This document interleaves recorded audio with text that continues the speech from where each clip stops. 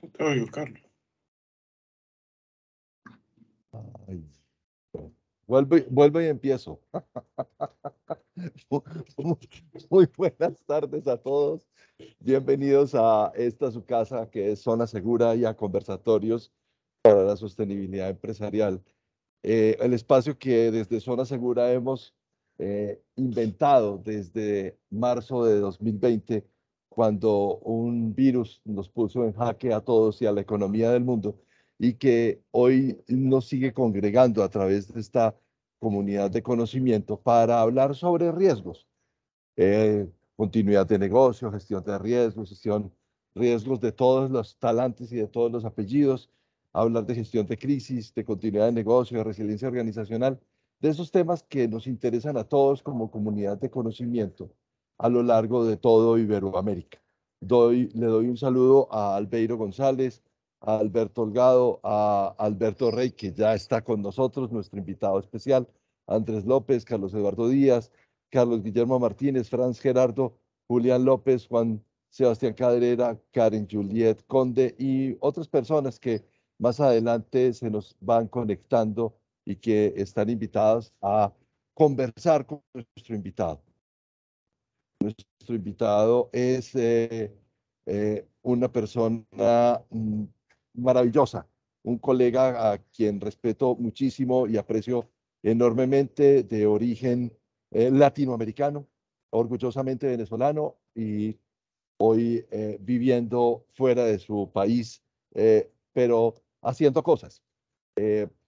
Hace poco nos encontramos, tuve el placer de leer un libro, Riesgos Líquidos, y me identifiqué plenamente con sus planteamientos porque a ustedes, muchos me han escuchado hablar de Zygmunt Bauman, un sociólogo que murió hace relativamente poco, a los 90 años, polaco, de origen judío, que vio cómo a los 90 años tuvo la oportunidad de vivir dos guerras y de ver cómo la humanidad y el mundo entero se fue transformando, y a través de sus tratados nos enseñó un camino, nos mostró un camino desde la filosofía y desde la sociología, a entender cómo esos cambios de la sociedad hoy nos van a afectar a todos y nos están afectando a todos, y él casi que como un Nostradamus, fue a través de sus libros escribiendo y planteando realidades que hoy están más que palpables. Cuando me encontré con el libro de Alberto, yo dije, hay que invitarlo a conversatorios porque es otra mirada.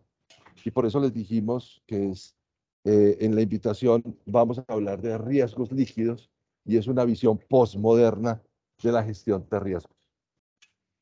Y bueno, aquí está Alberto. Alberto, tu cámara, entonces ya estás listo para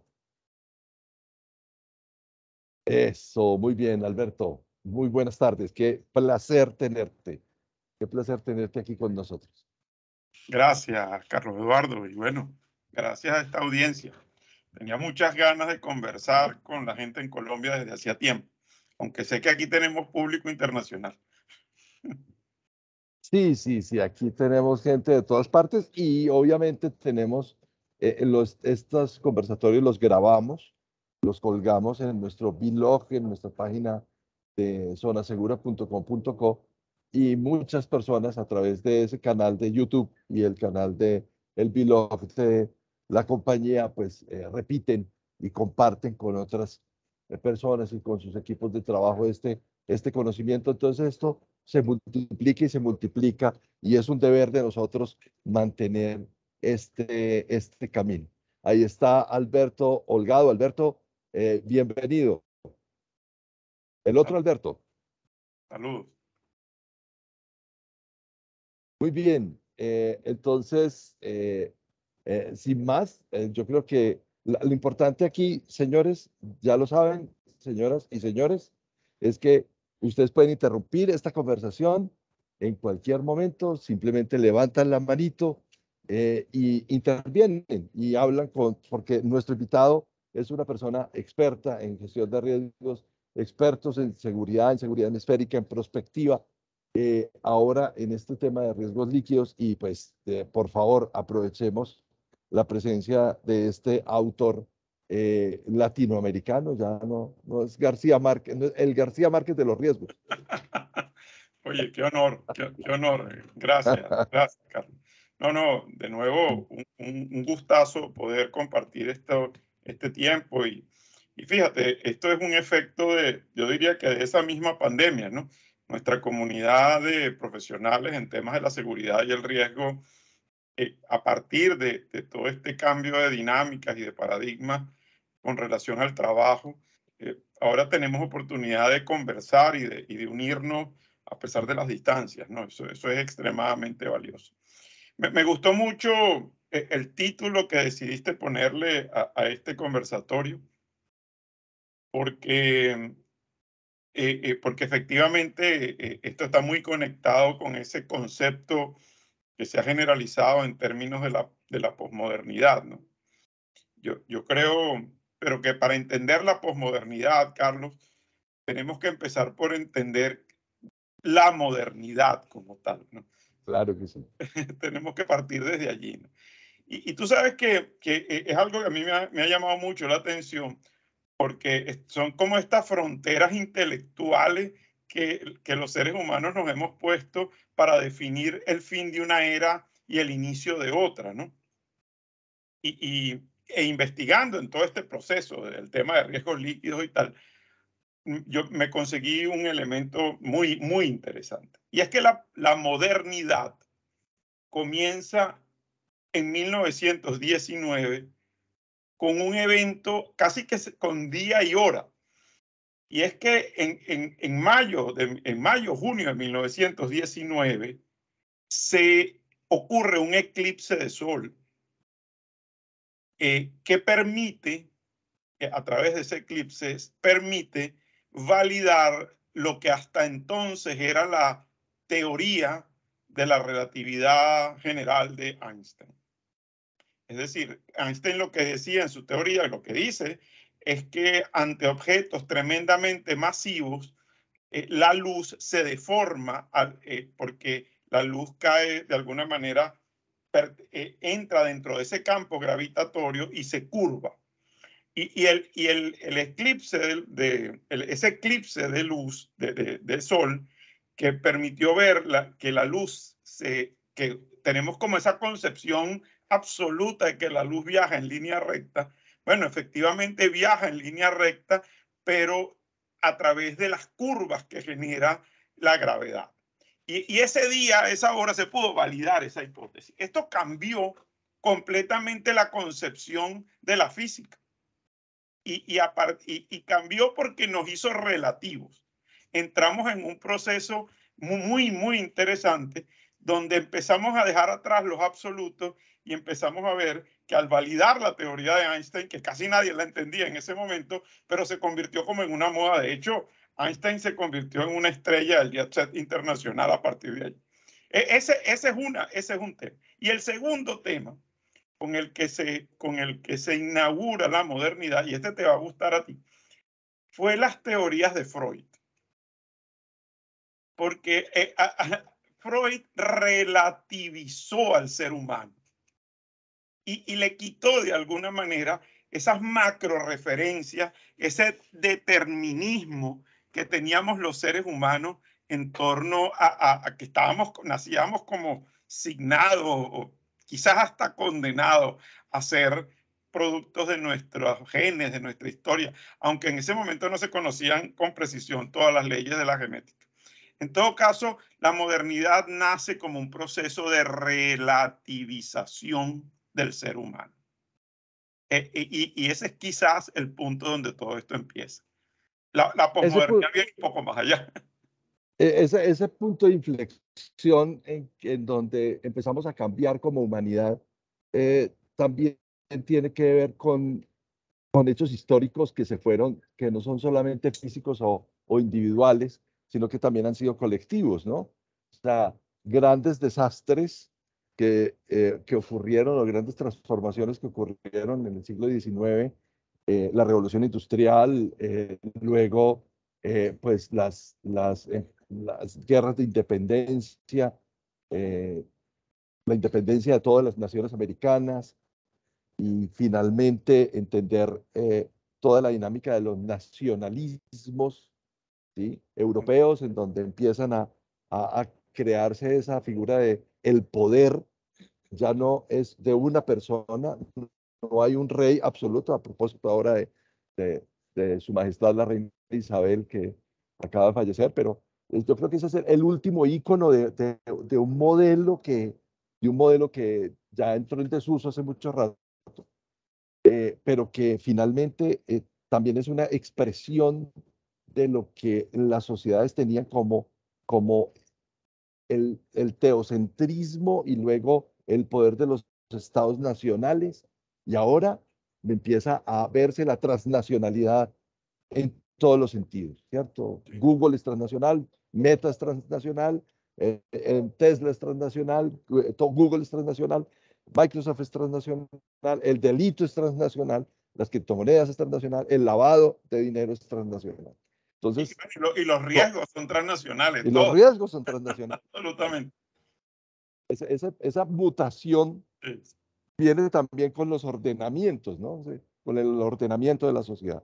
Y cuando esta modernidad llega a principios del siglo XX, empieza a cambiar el pensamiento del ser humano.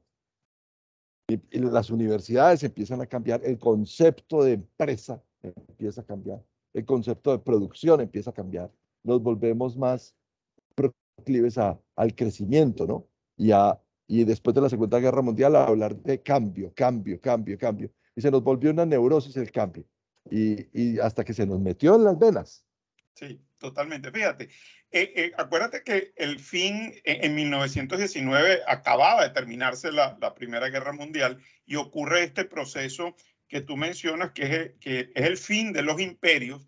Imperios de siglos se disolvían con el fin de la Primera Guerra Mundial y surgen, digamos, como tres grandes símbolos de la modernidad.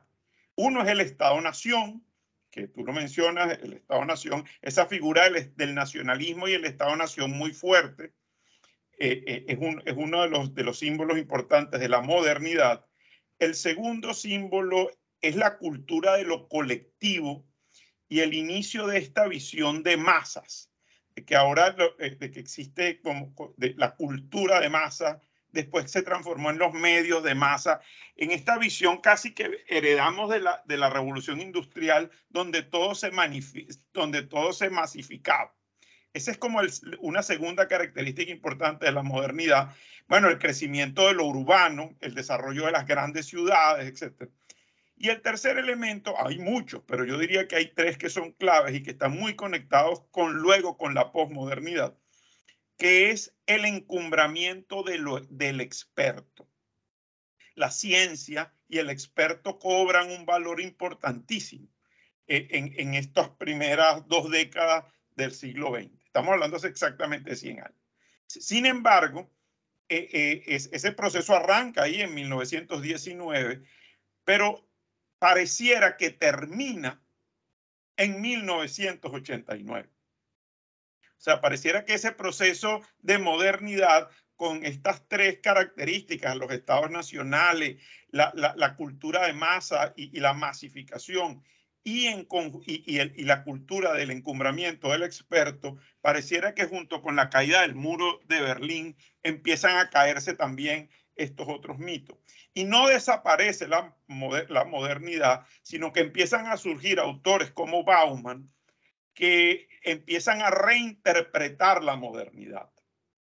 Esa reinterpretación empieza a finales de los 70, los 80 y quizás llega hasta principios de los 90, es donde hay una gran cantidad de autores que abordan como la decadencia de la modernidad, pero no es porque termine, sino porque se transforma. Y entonces eso es lo que se empieza a llamar posmodernidad. En el caso de Bauman, Bauman lo llama la modernidad líquida, pero otro autor que yo trato en el libro y con el que me identifico mucho y además está muy conectado con con nuestra profesión del tema de los riesgos, que es Ulrich Beck. Escribió un libro conocidísimo que se llama La Sociedad del Riesgo, y lo escribe en 1986. Y Beck plantea ahí una tesis que en ese momento era revolucionaria. Decía, los seres humanos hemos creado riesgos que no somos capaces de mitigar. Porque recuerda que estamos en plena Guerra Fría, o a finales de la Guerra Fría, pero no se sabía que la Unión Soviética iba a desaparecer. Entonces había un proceso muy importante de todo el tema atómico, y eso coincide con la explosión de Chernóbil. Coincide con el accidente de Chernóbil, donde se valida prácticamente ese mismo año. Bueno, mira, hemos creado riesgos que no podemos contener. Y el riesgo de lo atómico era más que evidente en ese momento. Ahí, entre el año 86 y el año 89, comienza todo este debate sobre la posmodernidad. Y este debate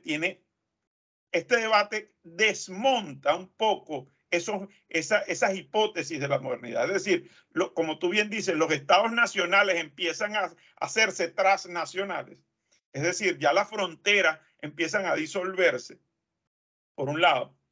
Por otro lado, hay la cultura de las masas empieza a individualizarse, es decir, se le empieza a dar espacio a la cultura de lo individual, y empieza un cuestionamiento muy grande a los expertos, a la ciencia sobre todo, porque se dice que la ciencia tiene agendas políticas o agendas ideológicas. Entonces empieza un proceso como de disolución de aquello que había venido sosteniendo la idea de la modernidad. Y hoy en día, eso te hablo hace 30 o 40 años atrás, hoy en día la cultura de lo individual se ha impuesto. Hoy en día, fíjense, por ejemplo, el tema del COVID, cómo se ha cuestionado a las vacunas y los expertos. Y por otro lado, cómo los estados-naciones hoy en día, bueno, se han transformado. Básicamente, eso es lo que nos ha llevado hasta ahora.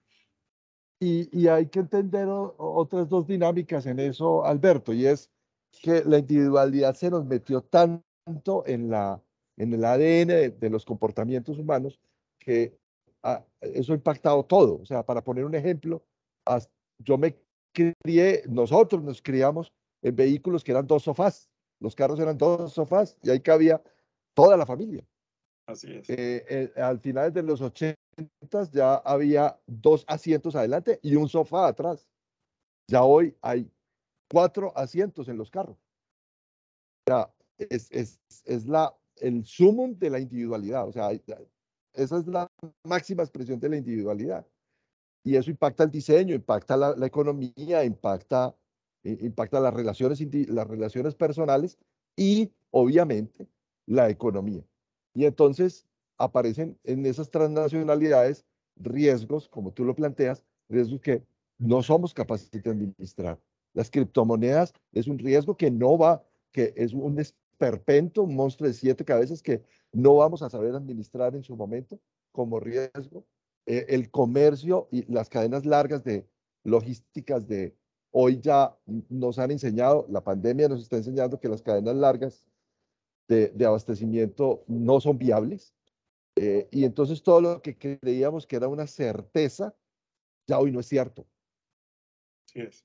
Era cierto que los Estados Unidos de América era la mejor economía del mundo y era cierto que los rusos querían invadir el resto del mundo. Hoy eso no sabemos, no sabemos. Hoy nada es cierto. Bueno, fíjate, en ese sentido, precisamente en ese proceso de disolución de lo moderno, ocurren estos procesos, este proceso de individualización, de individualidad. Además, son procesos que convergen y se potencian unos con otros. Primero, la globalización. La globalización rompe las fronteras de los países. Surge, bueno, la Unión Europea es una expresión de eso, pero surgen una gran cantidad de tratados de libre comercio, de libre tránsito. Los estados empiezan a disolver sus fronteras nacionales porque no tiene sentido seguir viviendo aislado.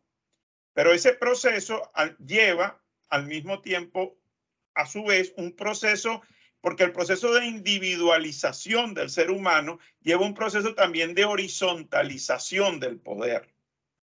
Y entonces, bueno, la globalización y todo este desarrollo tecnológico acelerado que tiene a Internet como eje, como pilar, bueno, nos ha llevado a lo que hoy en día somos y en dónde estamos. Entonces, yo lo que planteo, y digamos, para entrar básicamente en la génesis de estos riesgos líquidos, yo lo que planteo es que el mundo hoy, a través básicamente de la globalización y a través de este proceso de tecnologización acelerada, a través de este aceleracionismo tecnológico, se ha generado un efecto donde hemos dejado de comprender el mundo porque el mundo se nos ha hecho líquido. El mundo se ha convertido como una especie de algo que pasa todo el tiempo, donde ya las cosas no son firmes, donde ya no hay una cultura de la permanencia, sino de la impermanencia, como lo dice Bauman.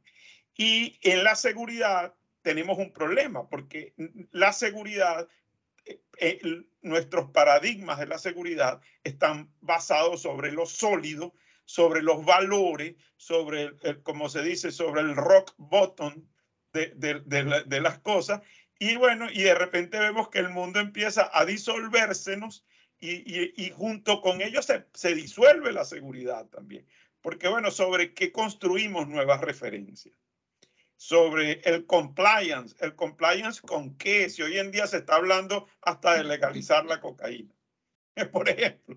Entonces, en cuanto a qué es mi compliance. Entonces, ese es uno de los grandes desafíos de la seguridad. Pero no solamente eso, hay un proceso que corre en paralelo y que es mucho más peligroso. Y es que hay todo un proceso de complejización del mundo. El mundo, en la medida que más se ha interconectado, más complejo se ha hecho porque hay más dinamismo, más interacciones, más efectos de retroalimentación de la humanidad que nos ha hecho un mundo muy difícil de entender. Entonces, al final, el gran reto, el gran desafío de los riesgos líquidos, de la seguridad, es entender este mundo que hemos dejado de entender. Y ahí subyacen unos riesgos muy peligrosos. Y se nos vende la idea de que es un mundo sin riesgo, cuando realmente por debajo hay un efecto de marketing muy poderoso. Y resulta que por debajo de ese marketing lo que hay son unos riesgos inmensos que empiezan por nuestra propia inconsciencia de lo que está pasando. Ese es un poco cómo surge todo esto. Además que tú lo planteas y es, de alguna manera lo planteas y es que ya no hay, los riesgos no se pueden definir porque no tienen estructura por debajo, ¿cierto? Antes teníamos una estructura y decíamos, no, ahí tenemos riesgos financieros. Y entonces tenemos riesgos de liquidez, riesgos de cartera, riesgos de mercado. Y ahora, pues tuvimos que meterle de lavado de activos porque ese sí es un riesgo líquido. Totalmente. Ese sí es un riesgo líquido. En lo ambiental, pues teníamos riesgos de contaminación, teníamos riesgos de derrames, teníamos riesgos sí, de explosiones y todo lo demás. Ahora tuvimos que meterle riesgos de sostenibilidad porque ese sí es un riesgo líquido. O sea, tuvimos que hasta redefinir nuestra taxonomía de riesgos porque los riesgos que teníamos bajo unas estructuras y unas clasificaciones, ¿cierto? Riesgos de seguridad física, riesgos de seguridad y salud en el trabajo, riesgos de telecomunicaciones, por así llamar algunos, pero ya hoy son líquidos porque se traspasan de un lado al otro. O sea, perdieron su propia categoría porque se impactan y se generan y impactan, o se generan en una parte e impactan en otra. Y ahí hay, yo creo que una conclusión más allá de lo escrito en tu libro, y es, tuvimos que inventarnos nuevos riesgos para ver cómo amasábamos eso de nuevo.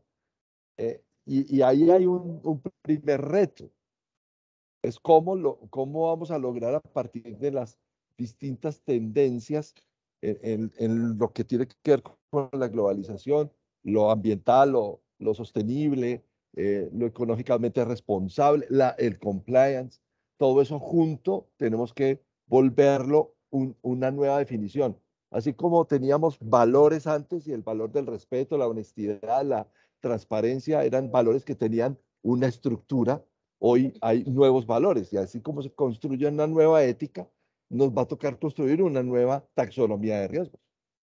Exactamente. Y nosotros, y en ese proceso, precisamente los riesgos han perdido un poco su pureza, ¿no? No es que, y no es que hayan desaparecido esos riesgos que No, ya no, no. ahí están. El tema es que ahora hay unos nuevos que quizás el principal riesgo y el principal reto para la seguridad y para la gestión de riesgo es empezar a construir conciencias de que existen, ¿no? Yo planteo, digamos, lo que yo planteo en el libro es que hay una curva de entendimiento del mundo que se desfasó de la curva del avance de la complejidad en el mundo. En la medida en que el mundo se ha hecho más complejo, hemos dejado de entenderlo. Entonces, hay algunos, vamos a decir, y yo los defino en el libro como los globales o los multiplexados, que es el término que defino en el libro, que han empezado a entender, que entienden ese mundo, digamos, complejo de riesgos líquidos. Pero la mayoría de la gente se ha quedado como desfasado de eso y se ha generado una brecha que es muy amplia y es una brecha de mucha inconsciencia de esta intangibilidad de los nuevos riesgos, que no por ser intangibles tienen menos capacidad de generar daño o menos capacidad de impactarnos. La pandemia es un ejemplo de eso. O sea, nosotros amanecimos un día en pandemia y era un término que, bueno, que la gente decía, explotaba, comentaba. Algunos lo llamaron que era un cisne negro, inclusive en algún momento, y pudiera entrar dentro de esa definición. Sin embargo, empezamos a entender que algo que ni siquiera veíamos, que era un virus, y que no sabíamos, oye, paralizó al mundo. Y aquello que era intangible hasta un momento generó tal nivel de impacto global que transformó nuestra manera de ver el mundo. Entonces, esa capacidad que tienen estos riesgos líquidos de explotar su intangibilidad, pero generar efectos reales, absolutamente reales, y si no, pregúntenle a quien, por ejemplo, ha sido víctima de un ransomware y le secuestran sus bases de datos, le ha pasado a gobiernos, a empresas y tal, una persona, algo que tú no sabes ni siquiera quién es el enemigo. La amenaza ha perdido su rostro, ya no sabemos quién es, vive en medio de este mundo líquido, en este medio de esta complejidad de las redes interconectadas, pero es capaz de secuestrarnos una base de datos y hacernos pagar millones de dólares para recuperarla. Entonces, ahí hay un ejemplo clarísimo de la liquidez de los tiempos en que estamos viviendo. Y entendiendo también desde otro abordaje y es qué vamos a hacer con esta nueva humanidad, ¿cierto? Porque cuando hablamos de posmodernidad, pues eso explica un poquitito la realidad, pero nosotros que estamos llamados como apóstoles a regar un nuevo evangelio, de entender las economías a partir de la gestión del riesgo, eh, pues tenemos también una tarea y es cómo lograr clarificar la ruta. Tú ponías unas preguntas al final en un artículo que escribiste en LinkedIn alrededor de tu libro, que son preguntas que te siguen inquietando, pero yo prefiero que las personas que están conectadas hablen contigo y no yo, porque tú y yo tenemos mucho tiempo para hablar. Albeiro González, bienvenido y esperamos que más se animen a hablar con Alberto. Albeiro. Adelante, Rey. Carlos Alberto, buenas tardes. Quería mencionar un temita que de pronto a veces se nos escapa del radar en algunas organizaciones pequeñas que han venido creciendo y es el tema de riesgo cibernético. Ahorita hablábamos de riesgos limpios, pues desde mi punto de vista no hay ningún riesgo limpio. El tema de riesgo cibernético puede iniciar con un simple hackeo de tu cuenta de WhatsApp o de tu cuenta de Instagram. Y lo traigo a colación porque a una empresa conocida acá en Medellín hace poco le ocurrió algo así. Resulta que y más que un riesgo cibernético, es un secuestro cibernético. En ese orden de ideas, les pidieron una cifra para devolverle toda la información de su base de datos de WhatsApp e Instagram, y ellos cometieron el error de pagar por eso. Y luego, posteriormente, hubo un ataque a toda su información en general. Obviamente, pues, cuando tú pagas una vez, pues te exigen pagar de nuevo. La compañía obviamente pues no accedió a estas peticiones, pero el riesgo de parálisis de la compañía estaba inherente ahí. Obviamente no voy a mencionar nombres por protección pues de la identidad de la organización.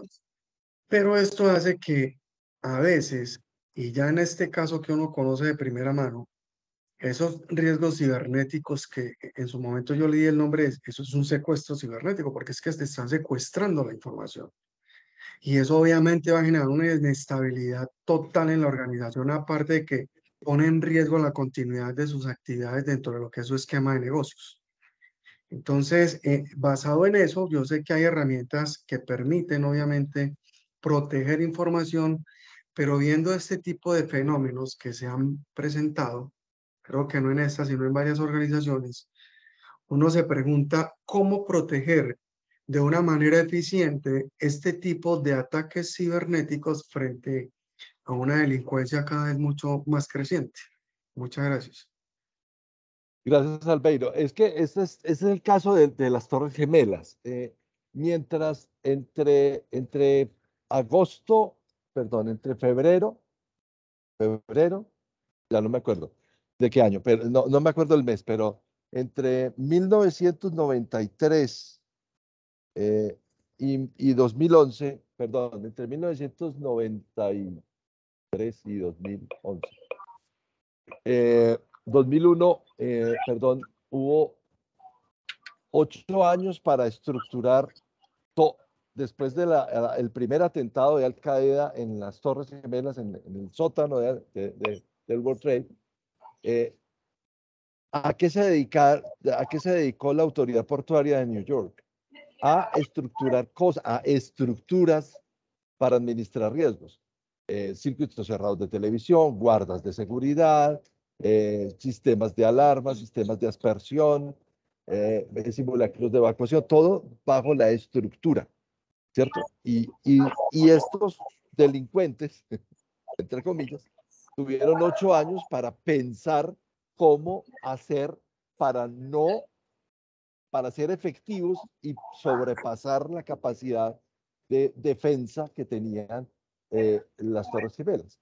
O sea, ahí hay un tema, y es que, volviendo al ejemplo que tú ponías, Albeiro, también vámonos a la estructura mínima, que es el homicidio, ¿cierto? Así como hay secuestro de bases de datos, en las redes hay homicidios todos los días.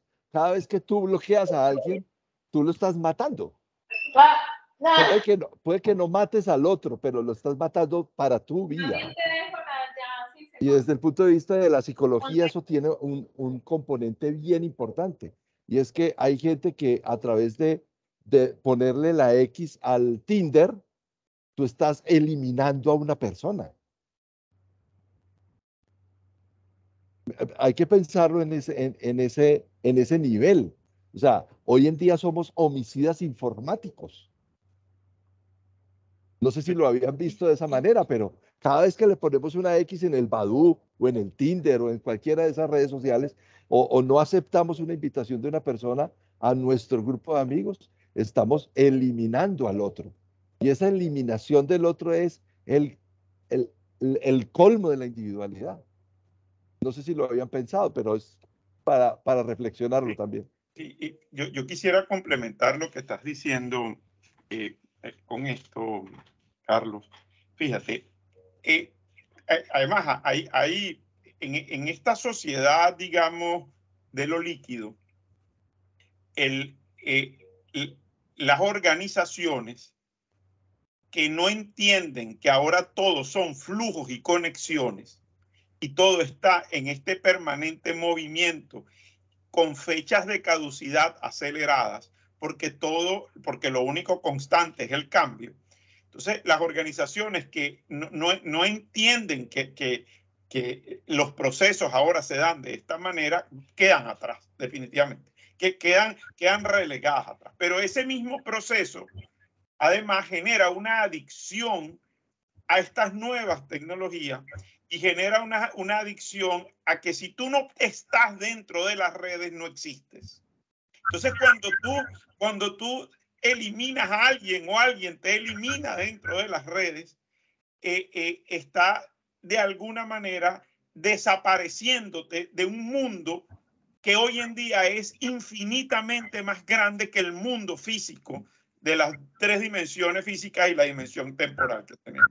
Es decir, el ser humano a través de esta nueva virtualidad y los seres multiplexados, que es lo que yo digo en el libro, los seres, o sea, nos hemos hecho unos seres que, fíjate, el concepto, voy a explicar brevemente qué es el concepto de multiplexación. Aquí esto es una deformidad profesional porque yo soy ingeniero, yo soy ingeniero electrónico de profesión y a mí se me olvidó ya la ingeniería hace mucho tiempo, pero un multiplexor es un dispositivo electrónico capaz de segmentar el tiempo para que muchas señales pasen por un mismo canal, pero en pedacitos. Entonces, llega un momento que lo segmentan tanto y mandan pedacitos, y del otro lado lo que hace es regenerar los pedacitos a una velocidad tan alta que pareciera que todas las señales pasan simultáneamente por el mismo cable, por decirlo de esta manera. Bueno,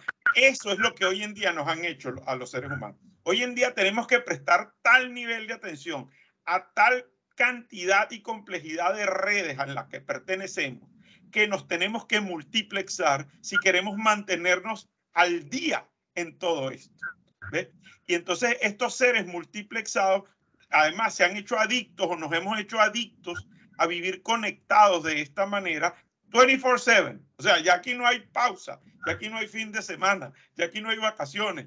¿Por qué? Porque el flujo y las conexiones son los que pareciera se han convertido en la nueva sangre de esta sociedad virtualizada, esta sociedad líquida, y nos han hecho creer que allí en ese mundo no hay riesgos, cuando la verdad es que esto parece más una playa nudista. ¿Por qué? Porque todos estamos desnudos, pero nadie dice que el otro está desnudo. Y solo frente a un gran evento es como despertamos ante nuestra vulnerabilidad y ante nuestra fragilidad, y entonces nos damos cuenta que todos estamos desnudos en la misma playa. Entonces yo creo que la primera acción, la primera medida, para un poco para entender en la línea en la que Albeiro lo explicaba, es que nosotros tenemos que generar un nivel de conciencia superior. Y no es que no vayamos a la playa nudista y no es que no estemos desnudos, pero nosotros tenemos que tener un nivel de conciencia superior para entender que estamos en un mundo de un nivel de exposición altísimo. Vivimos como en una especie de vitrina virtual multidimensional en la que ya ni siquiera la gente se tiene que meter a ver nuestra vida, porque nosotros a través de Instagram, de WhatsApp y de todas las redes sociales la publicamos permanentemente. Entonces no hay que hacer ni esfuerzo. Entonces ahí tenemos un gran reto, un desafío inmenso para la seguridad. Mira, Alberto Holgado dice, también tengamos en cuenta, me toca quitarme las gafas, también tengamos en cuenta el cambio de la comunicación que estás comentando, Carlos Eduardo. La comunicación alrededor del hogar hasta la invención del smartphone ha sido una tradición en la conversación del ser humano. Desde el neandertal hasta la comunicación es multicanal, asincrónica y universal. Es la nueva revolución que tanto impacto como la invención del fuego. Claro, lo asincrónico y lo sincrónico ahora nos está llevando por delante. Rafael Martínez, hey Rafael, qué bueno que estés aquí con nosotros. Organizaciones que controlan el flujo y almacenamiento de datos tendrán un papel cada vez más protagónico en la toma de decisiones de las personas. Por eso se habla del poder estatal difuso. Cada vez aparecen nuevos actores influyentes. Alberto vuelve y opina, o todos estamos disfrazados o nadie se da cuenta de quién tenemos al frente. Así A es. propósito de la desnudez, ¿no? A, a- a mí me gusta mucho estas conversaciones y espero que ustedes también. Veo que hay gente conectada desde el principio y se han quedado, porque hay que abrir también espacios para la reflexión. Eh, Aquí hablamos mucho de técnica, ¿no? En estos conversatorios hablamos mucho de técnicas, de buenas prácticas, eh, eh, pero últimamente nos hemos inclinado como a la reflexión alrededor del riesgo y el contexto de riesgo, Alberto, porque eh, finalmente nuestro trabajo siempre es construir matrices de riesgo. Y entonces les llevamos la matriz de riesgo al auditor y le decimos, vea, esta es mi matriz de riesgo del proceso tal. Y entonces el auditor dice, ah, bueno, sí, tienes gestión de riesgo. No hay nada más falso que eso, porque todo lo que nos está pasando eh, en la economía, lo que nos está pasando en la sociedad, lo que nos está pasando en la cultura, la transformación generacional de la que hablábamos en el video inicial, también está impactando nuevas formas de entendernos entre los seres humanos. ¿Sí? Eh, Sí, lo que antes nos parecía una cosa espantosa, a mí, mi madre me enseñó que ¿cómo es? La, el papel, la piel y la muralla es el papel del canalla, decía. Entonces, cada vez que aparecía alguien con un tatuaje, era o un forajido, o había estado en una cárcel, o era un marinero. sí, ¿Sí? totalmente. Ahora yo voy al gimnasio, así no se note, yo voy al gimnasio y en el gimnasio de 100 personas, 80 están tatuadas. Entonces Es, yo es no, tal que te da ganas hasta a ti de tatuarte. o sea, me vería horrible, esto está claro, pero son los cambios, o sea, es que es tanto el cambio que a veces es tan difícil de absorber. Sí, fíjate, yo quería mencionar un par de, digamos, de ideas, y después entremos quizás un poco a entender cómo afrontamos este mundo de los riesgos líquidos. Porque quizás, bueno, digamos, bueno, nos conformamos con aceptar que estamos como en una desventaja frente a esto. Pero no es así, realmente no es así. Yo creo que sí estamos en un proceso muy importante de cambio de era. Estamos entrando en una nueva etapa de la evolución, de nuestro desarrollo y de nuestra conceptualización y nuestros paradigmas de los riesgos. Y eso implica que tengamos que ajustarnos, pues. Y bueno, y en la medida en que más hábiles seamos en esto, más rápido vamos a conseguir respuestas a todo esto. Y bueno, yo intento en el libro dar algunas respuestas. Un concepto que cuando estaba escribiendo el libro me, me, me hizo, me hizo replantearme muchas cosas. Y es que tú mencionabas las estructuras. Las estructuras hoy, frente a este mundo líquido de flujos y conexiones, este mundo de la impermanencia, este mundo donde todo fluye, donde todo pasa rápidamente, las estructuras deben variar. Y un concepto clave es que las organizaciones han ido transformándose de organizaciones jerárquicas, es decir, organizaciones que tienen una estructura bien definida, con un líder o varios líderes, una dirección, y entonces de alguna manera, de forma piramidal o matricial, se bajan, y hoy en día las organizaciones se han hecho heterárquicas. El concepto de la heterarquía es clave para entender este mundo complejo y líquido. ¿Y por qué? Porque ya no existen los mismos, las organizaciones, los individuos en este proceso de individualización, pero hasta las naciones, ahora, esto lo hemos oído muchas veces, ya no tienen amigos sino intereses. Y entonces lo que hay ahora es un modelo de convergencia en función de los propósitos comunes. ¿Esto qué significa? Que yo puedo ser amigo, entre comillas, o socio o aliado tuyo en un espacio de convergencia, pero puedo ser adversario en otro. Y lo vemos, miren, fíjense lo que está pasando hoy en Ucrania.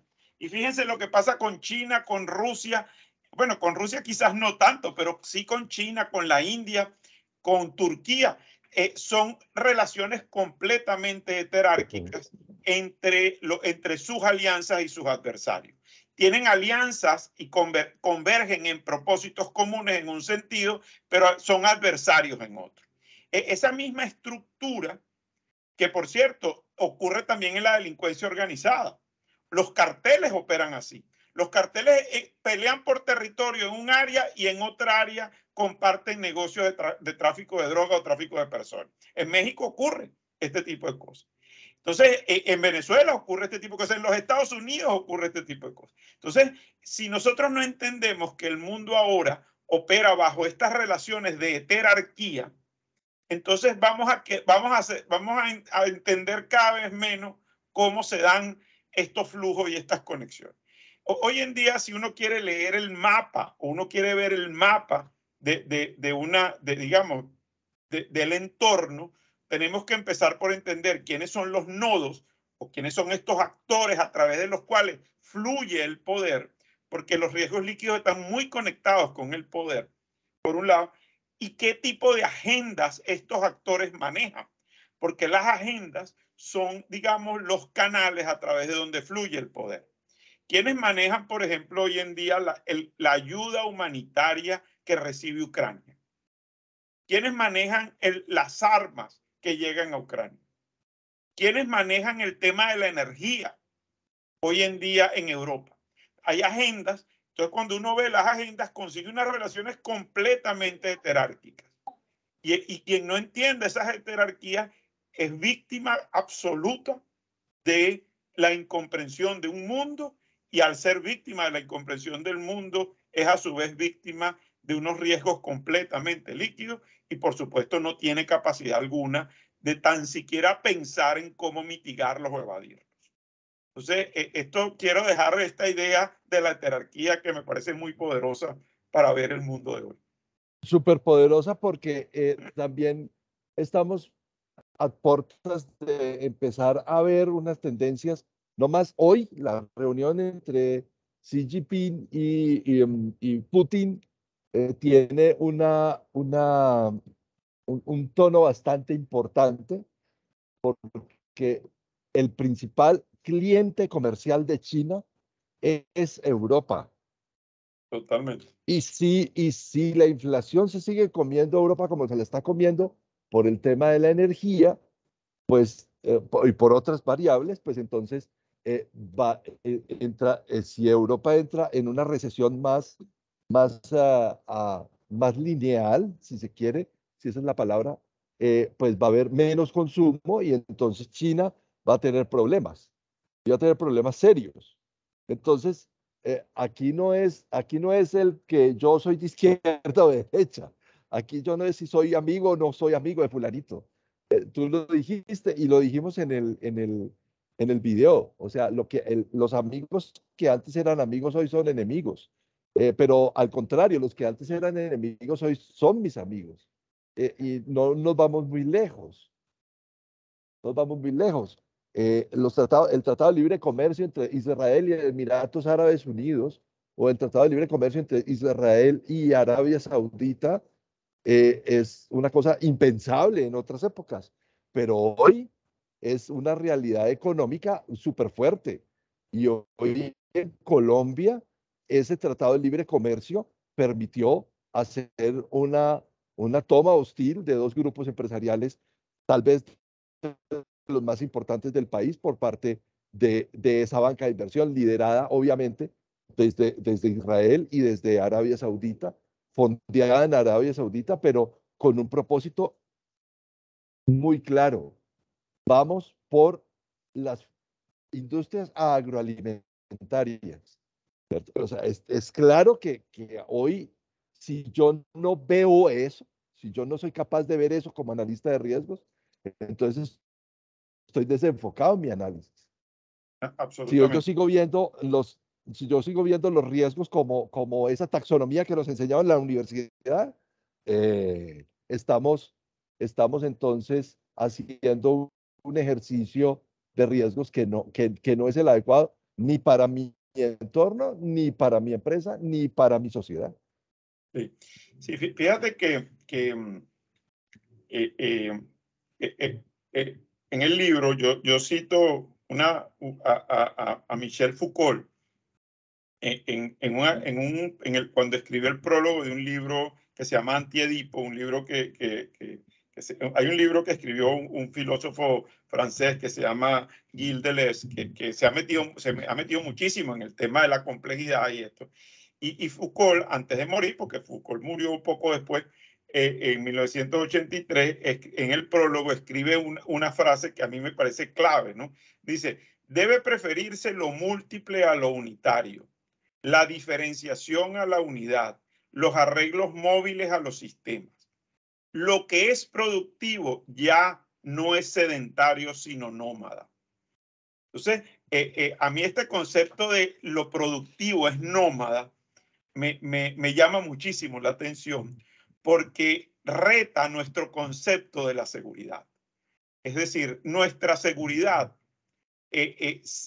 tendrá que de alguna manera, y nuestra visión de la gestión de riesgo tendrá que de alguna manera convertirse en una visión nómada. ¿Y nómada qué significa? Que tiene que estar en movimiento permanente, tiene que entrar en nuevos espacios permanentemente y en nuevos acuerdos permanentemente para poder tan siquiera aproximarse a un modelo de gestión de los riesgos. ¿Qué más líquido que una criptomoneda, por ejemplo? Correcto. ¿Qué más líquido que una criptomoneda? Si nosotros no somos nómadas de ese mundo, si nosotros no nos atrevemos a entender eso que ocurre ahí, más allá de todo el desarrollo tecnológico y de los algoritmos que hay detrás de esto, oye, entonces, ¿cómo tan siquiera podemos aproximarnos a proponer un modelo de gestión de riesgo? En nosotros, en nuestra promesa de valor en zona segura, y moriremos diciéndolo, es que ayudamos a conocer, entender y controlar el valor del riesgo.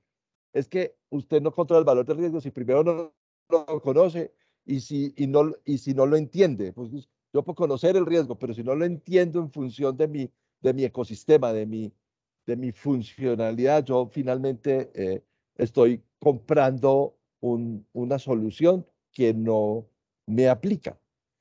Y muchas veces eso es lo que hacemos en gestión de riesgos. Tenemos unos preconceptos que nos traemos desde la teoría básica.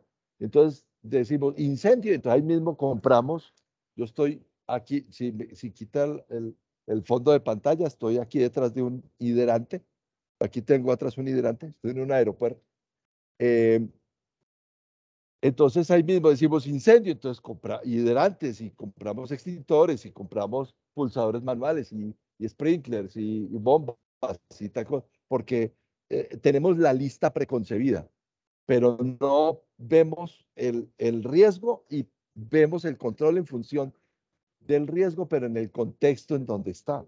Es ahí donde siempre tendremos una lucha para que las personas, nuestros colegas y nuestros clientes entiendan que hacer gestión de riesgos es conocer, entender y controlar, pero no el riesgo, el valor del riesgo, porque es que finalmente eso es lo que le interesa a una organización, eso cuánto me cuesta. Así es. No sé si los amigos que están con nosotros aquí tienen alguna reflexión, duda, pregunta, crítica. Flavio tiene tarjeta roja, pero lo voy a dejar hablar. John Flavio, habla. Tienes el micrófono apagado, John Flavio. Estás que te hablas. John Flavio está en México. Saludos, un gusto. Pero no escucho. John Flavio, tienes el micrófono apagado. Te lo juro que yo no te lo apagué.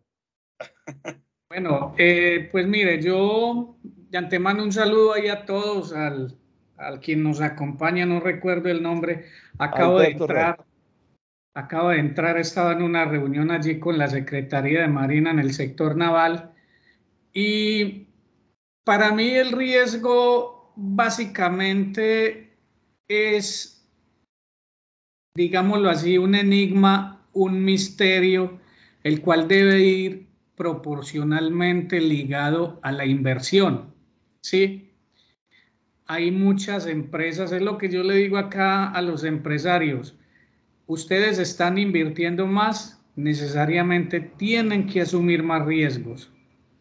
No crean que cuando uno invierte se va a quedar en la misma escala valorativa del mismo riesgo que tenía antes. No, tienen que asumir más riesgos. De todas maneras, quien no maneja bien esta metodología de riesgos, pues sabe que este es un tema relativamente poco transversal en algunas organizaciones. A mí me preocupa mucho. En el efecto práctico, porque en el teórico debería ser transversal. Exactamente, es que debería ser transversal, ese es el deber ser, pero no lo es. Yo creo que a pleno siglo XXI, ni siquiera Coca-Cola, que puede ser un referente de metodología de riesgos a nivel global, de acuerdo a la metodología CIS, la inversión en temas de seguridad y riesgo corporativo para una organización debe oscilar más o menos entre el 10 y el 12% de los ingresos brutos anuales. Hoy día ni siquiera Coca-Cola se gasta el 1% de sus ingresos brutos anuales a nivel global en seguridad. Entonces mira que estamos todavía muy distantes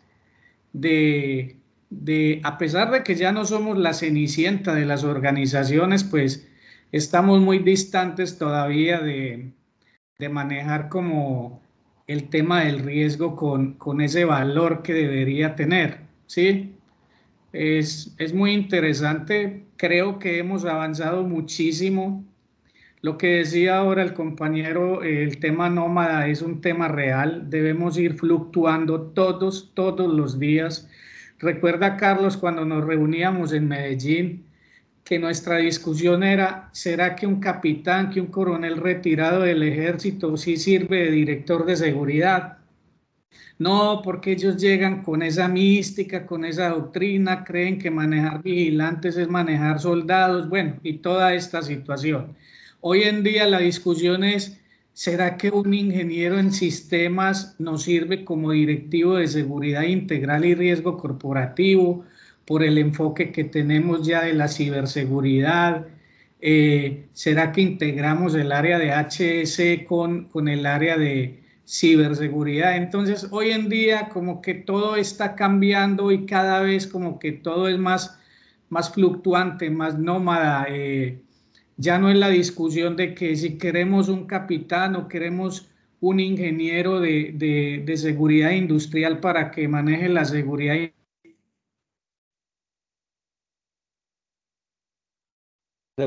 Se frizó, Se cayó la voz. Se nos se frizó, congeló. se frizó. Que yo no he hecho nada, yo se los juro que no he hecho nada.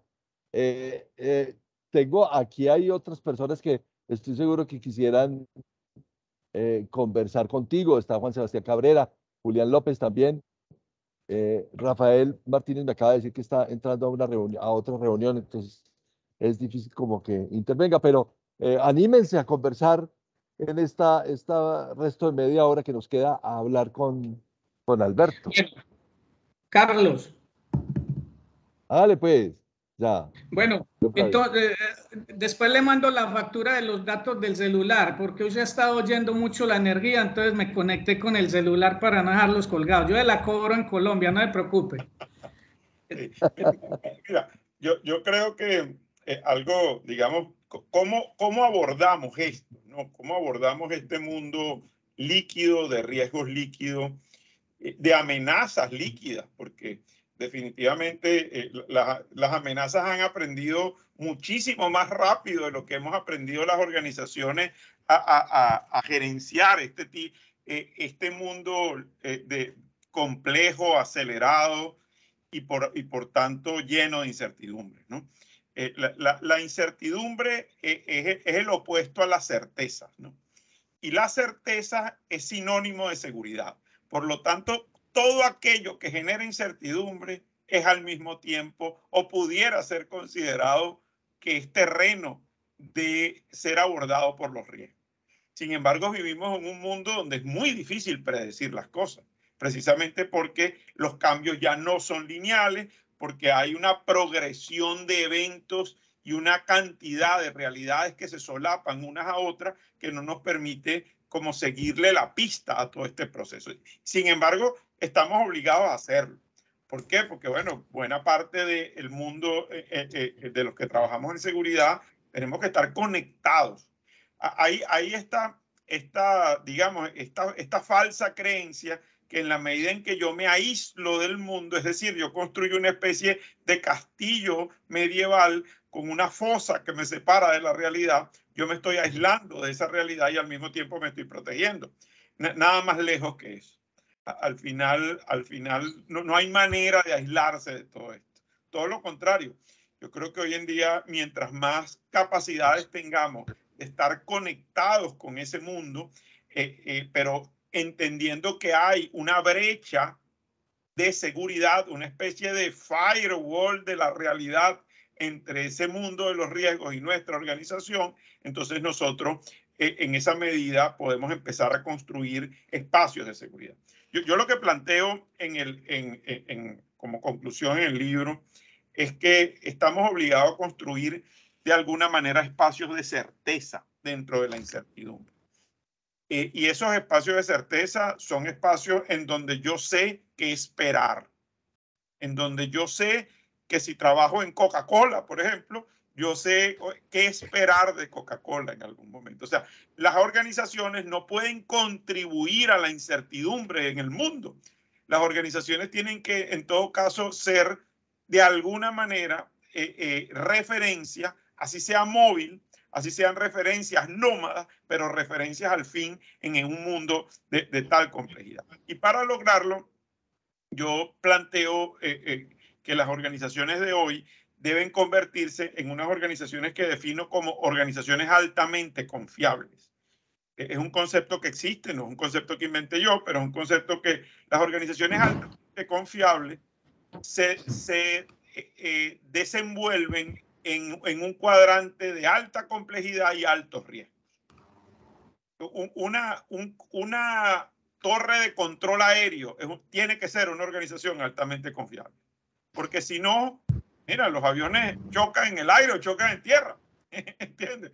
Y hay que ver el riesgo que eso significaría.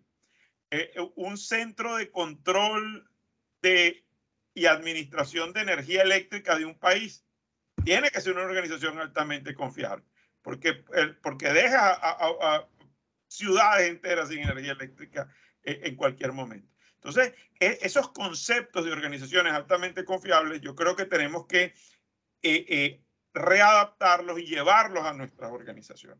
Y para eso hay como 4 grandes ejes a través de los cuales hacerlo. El primero es que el liderazgo de la organización entienda todo esto. O sea, no podemos poner de líder de una organización que esté preparada para asumir la naturaleza cambiante, mutante, líquida de los riesgos, gente que no entienda esto. Lo que decía nuestro amigo ahorita. O sea, las organizaciones no pueden asumir este mundo de ahora desnudas. Porque el otro está desnudo, yo también. Entonces, esa comparación no funciona hoy en día. Entonces, el liderazgo, formar a un liderazgo consciente es clave. El segundo elemento es la revisión de las estructuras de las organizaciones. Las estructuras tienen que hacerse mucho más ágiles, tienen que desmontarse, fluidificarse, lubricarse, convertirse y montarse un poco en esta nueva visión de arreglos móviles y nómadas para poder asumir estos nuevos riesgos. El tercer elemento es la cultura. Nosotros tenemos que ser unos predicadores, evangelizadores permanentes de la cultura de los nuevos riesgos, de la intangibilidad de los riesgos y de esta visión en el mundo, en este nuevo mundo en el que estamos entrando ahora. Eso. Y quizás el cuarto elemento, yo lo llamo como la narrativa de la seguridad o la narrativa del riesgo, y es un poco oye, ¿qué ¿qué le vamos a decir a la gente? Y porque a la gente, o sea, hasta ahora, aquí hay un paradigma que tenemos que replantear. Nosotros hemos considerado al individuo, no hemos entendido el proceso de individualización. Y seguimos tratando al individuo como un objeto inanimado de la seguridad. Entonces, todo lo contrario, nosotros tenemos que cambiar esto y convertir al individuo en un sujeto de la seguridad. En un individuo que sea capaz de irradiar seguridad y no sea el que le apunte la seguridad. Es decir, debemos dejar de tratar a la persona como un ser frágil y convertirlo y darle herramientas y fortalecerlo para que sea un generador, propagador de conciencia de riesgos. Porque al final el objetivo número uno de la seguridad va a tener que convertirse en generar conciencia permanente de los riesgos. Y eso no puedo, y para eso solo es posible así, evangelizando a los individuos de la organización. Yo puedo tener una organización llena de todas las cámaras, de todos los controles de acceso, de todos los sprinklers y de todos los compliance y todos los controles que ustedes se imaginan. Pero si el individuo que tengo allá adentro no tiene conciencia de esto, miren, no hay presupuesto que pueda evitar que ahí ocurran cosas. Entonces, yo creo que ese es el gran reto, ese es el gran desafío aquí, Carlos Eduardo, y gente pues, que está acompañándonos hoy en esta visión de los riesgos.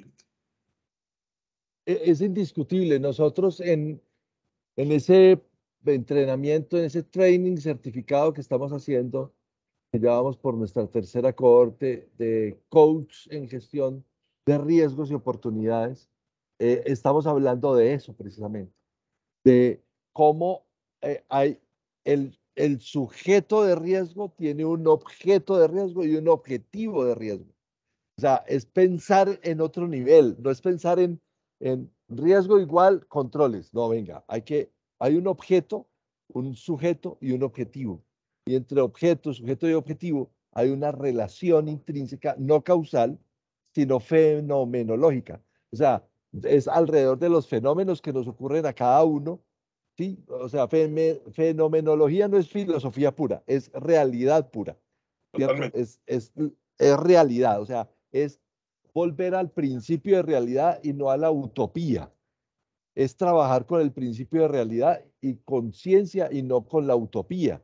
Porque es que la seguridad, como la conocemos hoy, es una utopía. Sí. ¿Cierto? Y entonces, si vamos a seguir trabajando utopías con fenómenos inciertos, pues entonces incertidumbre y utopía, pues finalmente, ¿qué es lo que estamos haciendo? Estamos perdidos. Albeiro González.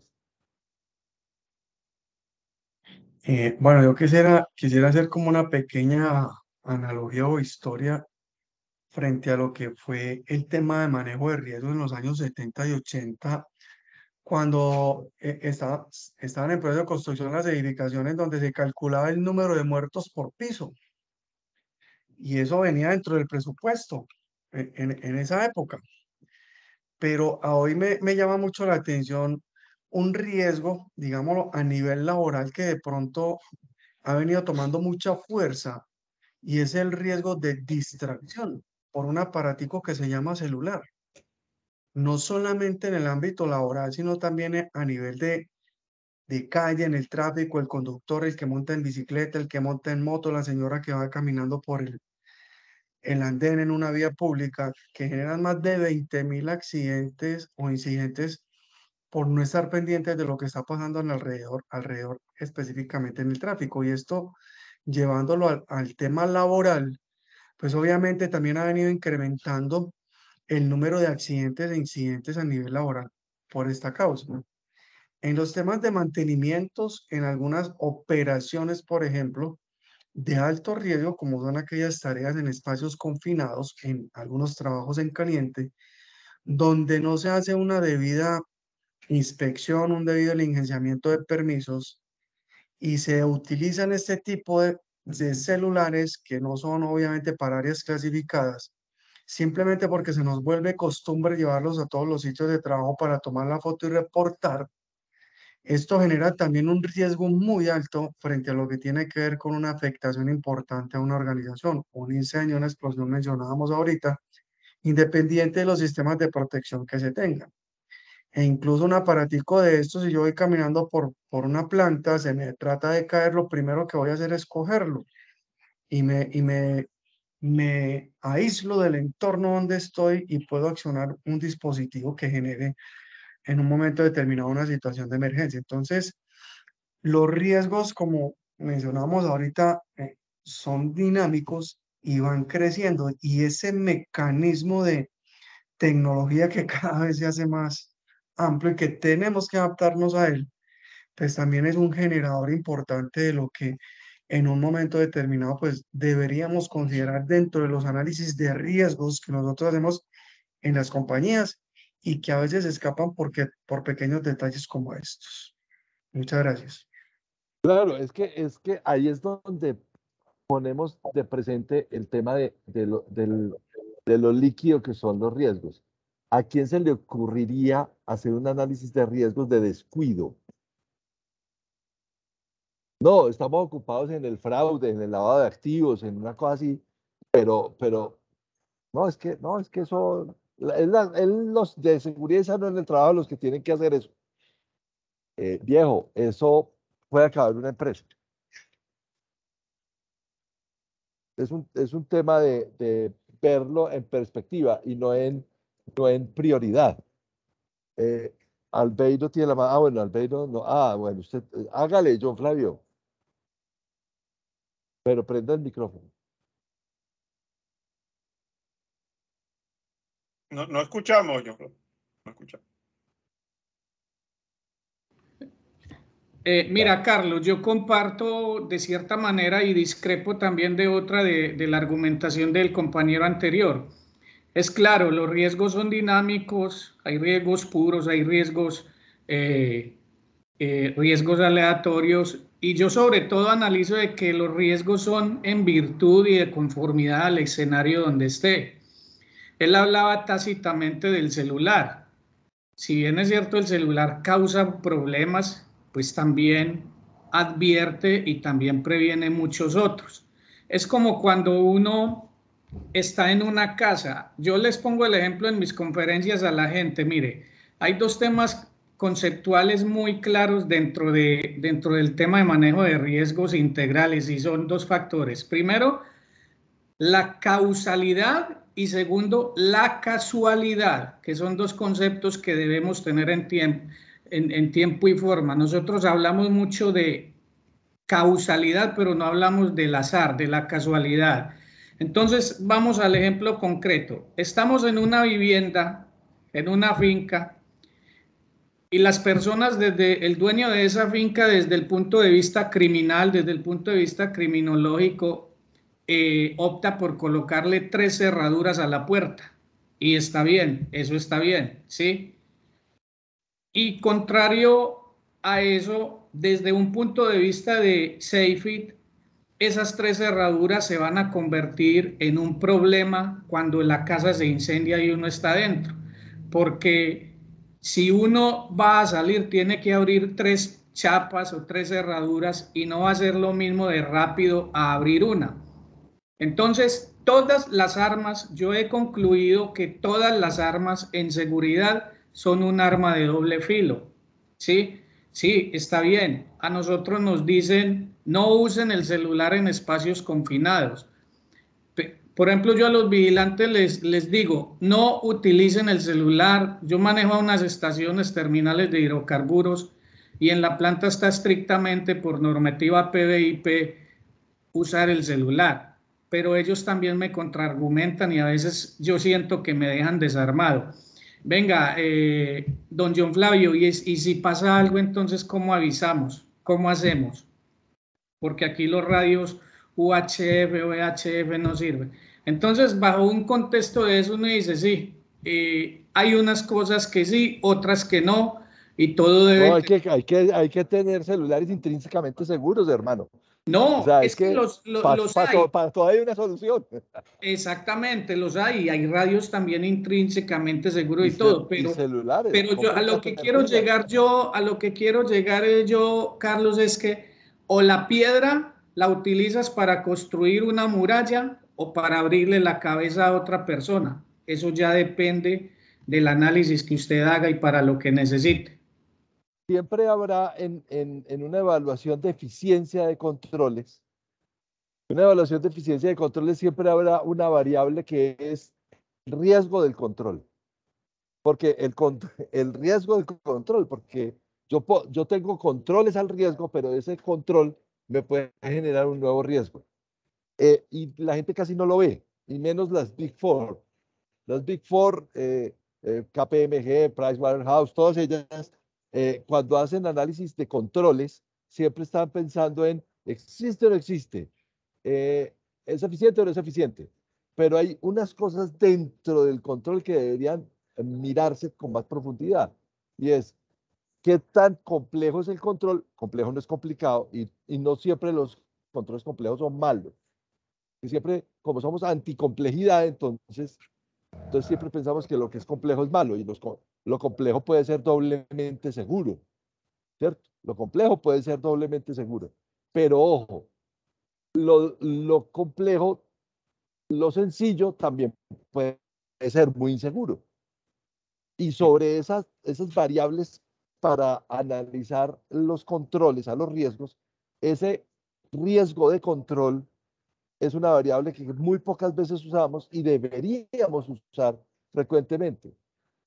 El mejor ejemplo es el más sencillo y el más tonto de todos, es la talanquera, ¿cierto? O sea, usted tiene una talanquera en un parqueadero, ¿para qué? Para que no le roben el carro. Pero la talanquera daña carros. Fíjate, algo en esa misma línea, Carlos Eduardo. El gerente de riesgo no se puede convertir en un gerente de inhibidor. No puede ser un gerente que le diga no a todo, porque entonces no gerencia nada. Digamos, esa es la gerencia más cómoda de todo. Y hay una tendencia a veces y quizás buena parte a veces de la reputación de los gerentes de seguridad y gerentes de riesgo pasa por ahí, porque, oye, pero es que esta persona no, todo lo limita.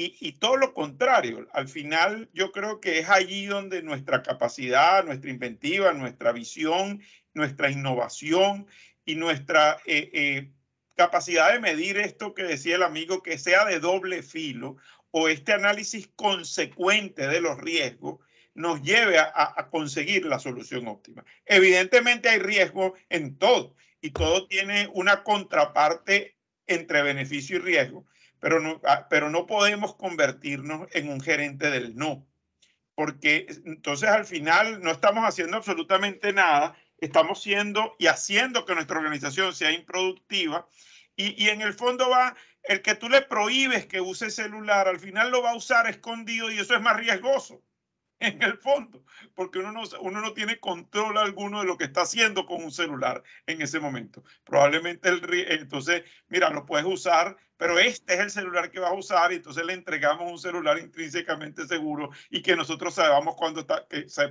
está prendido, con quién se comunica, etcétera, etcétera. Entonces, yo creo que ahora la ingeniería de seguridad es una ingeniería de detalle. O sea, Total. es una ingeniería de detalle. Yo Total. en el libro digo que estos son unas grandes ideas al final, pero esto está a 50.000 pies de altura. ¿Entiendes? O sea, porque bueno, yo traté de pensar esto hasta donde mis capacidades daban, pero es que esto está todo por descubrir. Esto está todo por inventar. Aquí el terreno está absolutamente abierto para que una profesión como la nuestra tenga vigencia y permanencia dentro de la impermanencia. Entonces, miren, lo que tenemos es que abrir nuestras capacidades, nuestras mentes, rodearnos de gente más inteligente que nosotros y que nos ayude en estos procesos. Yo creo que es por ahí donde va todo esto. No seamos gerentes del no. Porque terminamos siendo aves de mal agüero, ¿cierto? Terminamos siendo los gallinazos en la baranda de la cama. Sí, Y entonces el gallinazo, uno no puede dormir con un gallinazo en la baranda de la cama. No, y hay que tener apetito de riesgo también. Es que hay cosas que son al azar. O sea, por más que uno le meta matemáticas, actuaría a una póliza de seguros queda algún porcentaje a merced del azar y a merced de la casualidad. O sea, hay que tener un nivel de apetito de riesgos indiscutiblemente en todo, en todo. Si no arriesga, pues sencillamente no vas a ser productivo. No, y hay otro elemento, un elemento que no quiero dejar por fuera y que está muy de moda hoy en día y es terrible, y es que hay una visión catastrofista de los riesgos. Es decir, es como que cuando tú asumes riesgos estás pecando.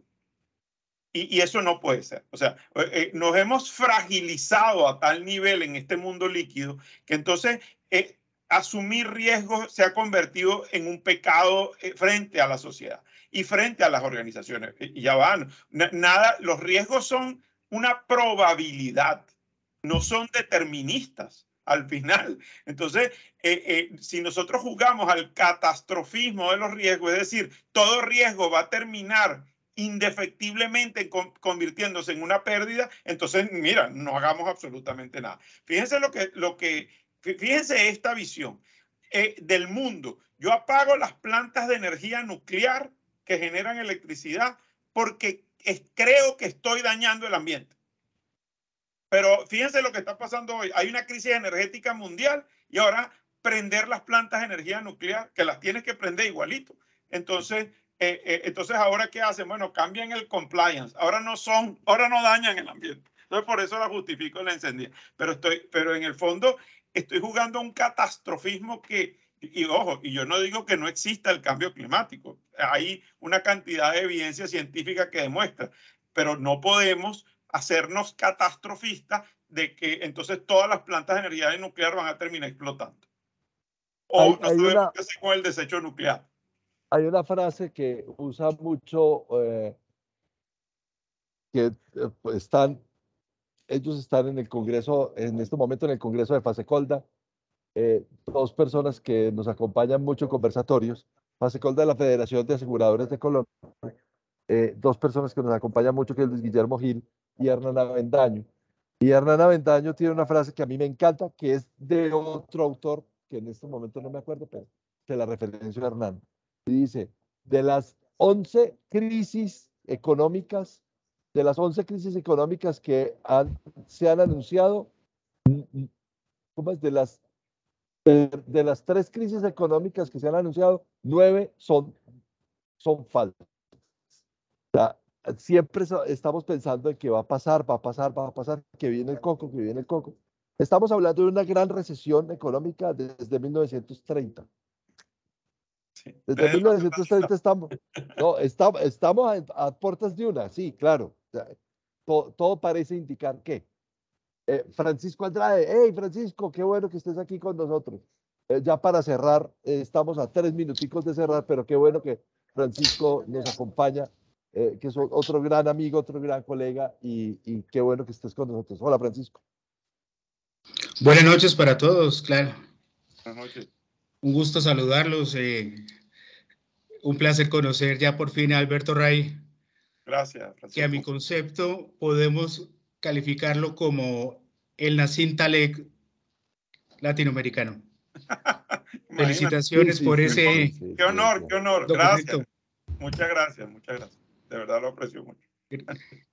Gracias. Estaba conduciendo y pues no tuve como inconvenientes de conexión, pero estaba con todo el deseo de conectarnos. Bueno, hay algo que me llama mucho la atención y se habla mucho de ese impacto que tiene la incertidumbre dentro de este universo de los riesgos. Y quizás ahí es donde está el gran reto. El tema de los riesgos líquidos, yo hace mucho rato le hago seguimiento a Alberto Rey y la verdad comparto el concepto porque es como asociarlo a una innovación de ese concepto de la incertidumbre, pero también conectado con los sesgos cognitivos. Absolutamente. Cómo cada cual interpreta el tema de riesgos. Acabo de escuchar algo y es que los riesgos, si bien pueden estar en dos escenarios de la probabilidad, donde la estocástica nos puede dar indicaciones para la toma de decisiones, también es claro que a nosotros nos gobierna mucho en lo que tiene que ver con la parte de la miopía estratégica. Y eso nos sesga y nos pone en el escenario de la posibilidad de ocurrencia de los riesgos, el gran mundo de la incertidumbre. Gracias, Alberto, por el aporte que nos hace los riesgos líquidos, porque se asocia con ese gran mundo de la incertidumbre. No quito más tiempo, gracias. Gracias. No, Francisco, muchas gracias. Me encanta eso de la miopía estratégica para cerrar. Alberto, aquí somos religiosos con el horario. Podríamos quedarnos mucho rato más. Prométeme que el año entrante nos vuelves a acompañar cuando hayas logrado cerrar un poquitito esas preguntas de si podremos en algún momento comenzar a cerrar la brecha de los riesgos líquidos o llegaremos quizás a un punto en el cual solo generemos certezas mediante la aplicación de algoritmos. Ya Rafael Martínez nos decía que los datos son el petróleo de la nueva posmodernidad. Cuando logres resolver o ayuda o invítanos a reflexionar para cerrar estas interrogantes que planteas en tu libro y que también planteas en tu artículo. ¿Es que acaso el ritmo acelerado del cambio tendrá algún día un tipo de límite impuesto por las propias fronteras del conocimiento? Todo eso finalmente se resume desde nosotros con una actitud humilde en Zona Segura, y ya haces parte de nuestro grupo de apóstoles, Alberto, y hay que ayudar a conocer, entender y controlar el valor del riesgo. Es la única forma. No, la incertidumbre siempre nos va a acompañar, pero tenemos que conocer el valor del riesgo para saber hasta dónde nos metemos. Yo creo que ese es el gran reto, el evangelio que tenemos que seguir promulgando, y a todos los que hoy nos acompañaron durante todo el rato, a Albeiro, a Alberto, a John Flavio que intervino, a Francisco, a Andrés López, a Carlos Guillermo, a Clara, a Rafael, a todos los que estuvieron aquí y los que siguen conectados. Muchísimas gracias. Los invito para que la próxima semana hablemos de aseguramiento integral del riesgo. Este servidor va a tratar de conversar con ustedes alrededor de ese tema. Y entonces nos encontramos aquí el jueves a las 5 de la tarde, como de costumbre. Alberto, mil y mil gracias. Alberto tiene un libro que se llama Riesgos Líquidos. Está en Amazon. Y Alberto quiere... ya lo habíamos conversado previamente, tener una sorpresa con ustedes. Entonces, yo creería, Alberto, que podríamos rifar un libro, una colección de tu libro en digital. Tenemos 18 personas que están conectadas, y entonces tú dime un número del 1 al 18 y ese se lo ganó. Bien. Mira, el libro puede ser en digital o en físico. Aquí tengo uno en físico. Bueno, no, es el bestseller, es el bestseller. ¿Por qué no cambiamos el físico por 18 conexiones? Está bien. Sí. Bueno. Oye, lo que pasa es que en este mundo líquido, al final uno casi que termina uno abandona sus propios derechos y se los entrega a Amazon. Entonces, Amazon, el conocimiento. Totalmente. Amazon termina administrando tu propio conocimiento. Mira, eso se convertiría en un riesgo de iliquidez para el autor. Sí, exactamente. Al final, quien más gana es Jeff Bezos. Quien escribe un libro no asume riesgos, asume esos beneficios. Así. Bueno. Así, los riesgos son otros. Bueno, si tenemos 18, mira, yo me voy a atrever a utilizar el último número del código del ISBN del libro, que es 14. Ok. 14. 14. O sea, Sí. tenemos 3, 8, 10, 11, 12, 13 y 14, porque yo me tengo que salir de ahí. Iván Peñarete. Yo me lo gané porque yo fui el último que ingresé, yo soy el 14. Iván Peñarete, en este momento el riesgo, ¿qué fue? ¿Qué dijo Iván? Te lo ganaste. ¿Qué dijiste, Iván? En este momento es un riesgo y qué incertidumbre. No, pues para ti fue una certeza, Iván. Te lo ganaste, Iván. Un gusto saludarlos, un gusto conocerlos aquí desde Colombia. Esto realmente es algo que no se puede creer, porque pues realmente he estado en la búsqueda de este hermoso libro que realmente Carlos ha sacado y lo he tratado de buscar, obviamente por Amazon, pero ha sido un poco difícil, pero bueno, la verdad realmente es una sorpresa de haber compartido este espacio y realmente pues siempre estaré a todas sus disposiciones, estaré aquí atento a ustedes en lo que también desde acá podamos aportarle. En este momento soy director de seguridad de la Central Mayorista de Antioquia, uno de los centros de abastos más grandes del país, donde le distribuimos el 35% de suministros a todo el país. El trabajo no es fácil, es un tema de, como lo ha dicho Carlos, el riesgo, las incertidumbres, no es fácil. Manejar personal, lo decían el tema de los celulares, pero la tecnología ha evolucionado, donde nosotros desde acá, desde la Central Mayorista, tenemos la seguridad física con equipos que son celulares, que sirven a la vez como radioteléfonos.